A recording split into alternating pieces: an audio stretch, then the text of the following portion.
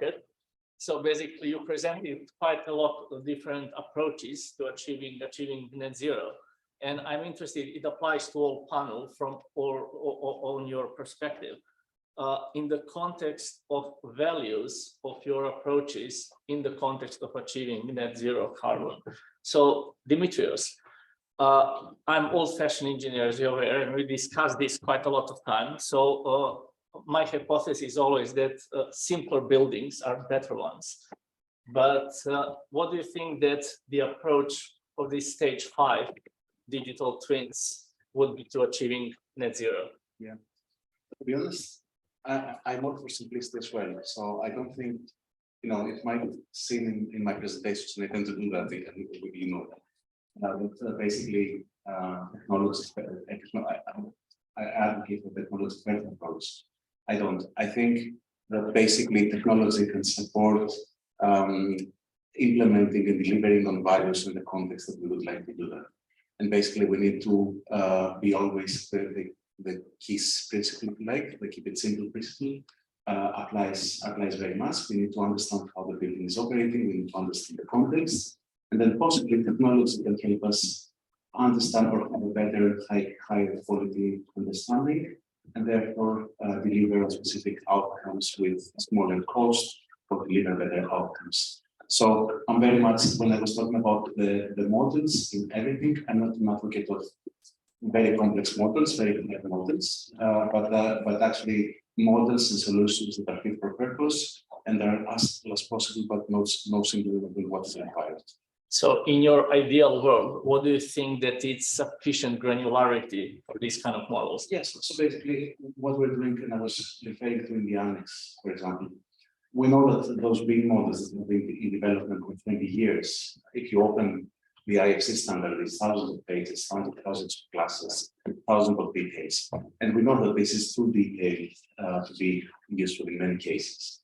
So those simpler graph approaches represent a very condensed and application-focused perspective. And basically, this allows to have it more practically, make it more easy to communicate to stakeholders, and make it easier to capture the required data for specific application. So that reductionist approach of reducing the amount of information which is needed is very much a part of our thinking process in developing models, and I'm talking about information models, but also energy models that are as simple as possible and require as little information as necessary to be able to serve a specific purpose. So that notion of purpose and approach comes becomes a core on understanding information requirements and then developing the information models for basically the processes.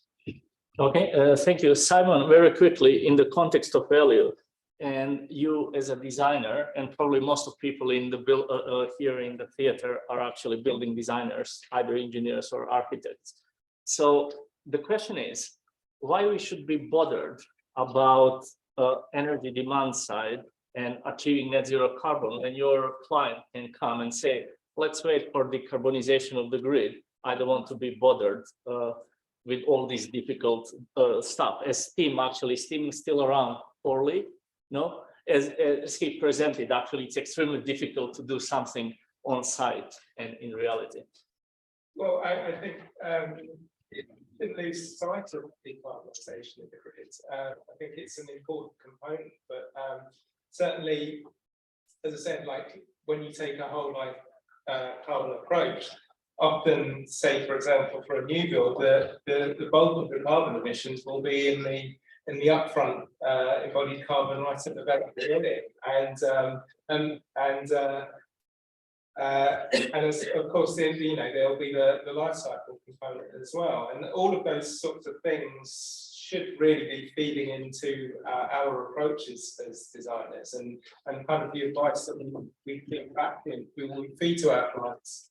I mean, one of kind of the interesting things to emerge in relation to our kind of relationship with the clients is that we can make a case now of the fact that there is a risk of asset stranding or asset write-down in relation to a building not being net zero carbon.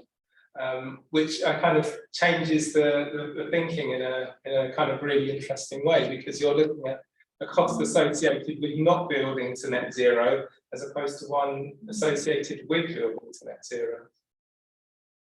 And Julie, thank you, Simon. And Julie, very quick question in the context of values again, and these kind of standards in the context of industry. So, and I do apologize for playing a devil's advocate, but you're going to clarify actually, am I right or wrong? I think Eswan this morning actually has mentioned on this kind of interplay between embodied carbon and operational carbon, how your structure looks at the moment. And again, I do apologize because I don't know the detail. So are we looking into this kind of decision-making that building designer has to make? If we invest more in operational carbon, that is going to result in a reduction of operational later on. Yeah, so it's a really good question. What we knew from the start when we did this, developed the standard, is that we would follow the same approach as the UK GBC roadmap, for example. So we knew that what we came back with would be a UK budget for the built environment, which takes account of both embodied and operational carbon. So we already knew that at the top-down level, both embodied and operational carbon would be considered. What we have since decided as a technical steering group, and hopefully the consultation is not going to tell us, no, that's not what we want, but we have decided now, is that for a building to call themselves net zero and to get the certification, you would have to meet both the operational and the embodied carbon requirements. Exactly how you do these trade-offs, that would be on a project by project basis, but you would always have to consider and meet both limits on embodied and operational.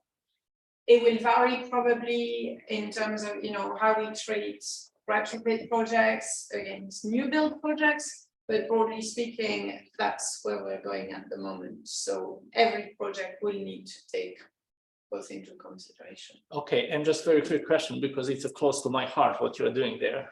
And I'm protective of CPC energy benchmarking tool. But this question, for example, you had a retail, devils is always in details. The reason that I'm working in with Tesco at the moment. So basically food retailers and something like a DIY B&Q type, they're basically whole retail industry, but one is almost not heated shed, a big one, while the other one is full of refrigeration, even during the summer.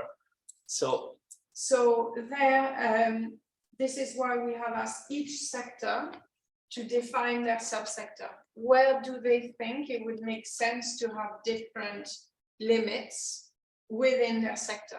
For example, food retail versus non-food retail. So it's very interesting you say retail, because all of the sector groups came up with 2, 3, 4 subsectors. Oh. And retail, they came up with a list of 18 subsectors. Once they understood they had to model every sector, they restricted that much more. But for sure, there are areas where you wouldn't, you know, it's still called retail, but it will be a very different approach. What we are keen on, though, is that the subsectors and the allowances for additional energy use and additional embodied carbon, they are genuinely associated with an additional function. So that's probably the one thing out of 2 that I don't like about the CIBSE benchmark is the fact that we have different benchmarks for air-conditioned and non-air-conditioned offices. I think it may be valid because an air-conditioned office often is because it's more intensively occupied, but not necessarily. It could just be that someone was lazy. So what we want is, if you have a different limit or a different target, it's got to be about genuinely additional function or end use. So maybe in some sectors, the targets would relate to intensity of use, but not just air conditioning, because. And I just do apologize because we need to go out.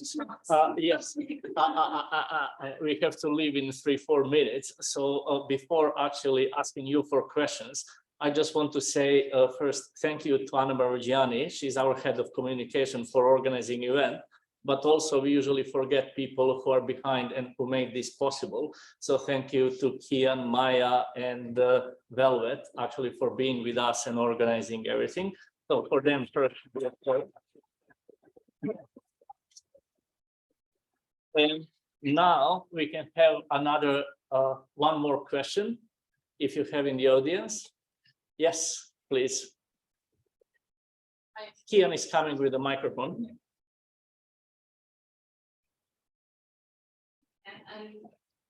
I'm Gabby. I am a data analyst working at a person, so I'm related a lot in this session.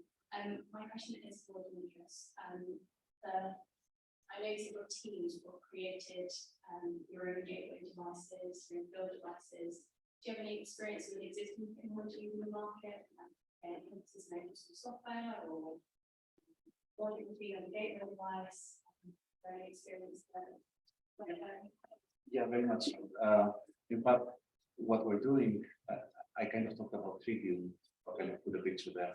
So what we're doing is probably trying to understand the functional specifications delivering such architectures. So one of the work that we didn't talk about is how are we going to set up the software that's going to be able to do that.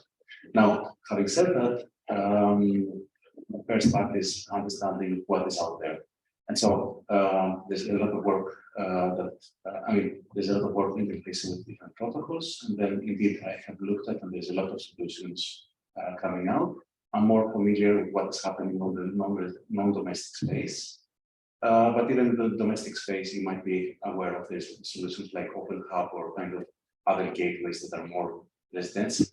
Yes, so there's definitely a lot of solutions emerging.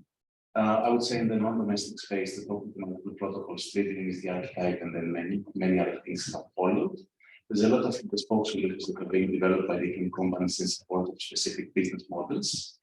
And I think we're going to the point where we're talking about having APIs and accessing data through APIs, and therefore kind of the implementation is being hidden behind, or some of the implementation details are hidden behind the APIs. So we're looking at how we can standardize and define universal APIs hiding some of the details. And this is very much what we're looking for in the new project, how we can specify that API for building control, and then how can this hopefully become a universal API, and then other people can come and innovate on backend by providing services and software architecture.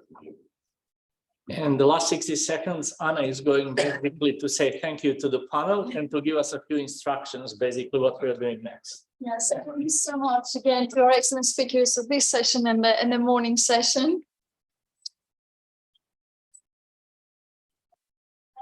Of course, to our audience who attended despite the terrible weather today, it was really good to have you here, and thank you so much for the very interesting points and questions. So before we get kicked out, just to say we'll continue our conversation downstairs, same place where South Cloisters, where we've had our lunch over drinks. And just to say that our next event is on next month. This time it's an online event. It's to mark Earth Day. So we'll have a series of international experts talking about built environment research in relation to climate change and healthy design. So hopefully we'll see some of you there virtually. So yeah, thanks again to everyone, and of course many thanks to Kian, Maya and Velvet for supporting our event. So see hopefully most of you downstairs.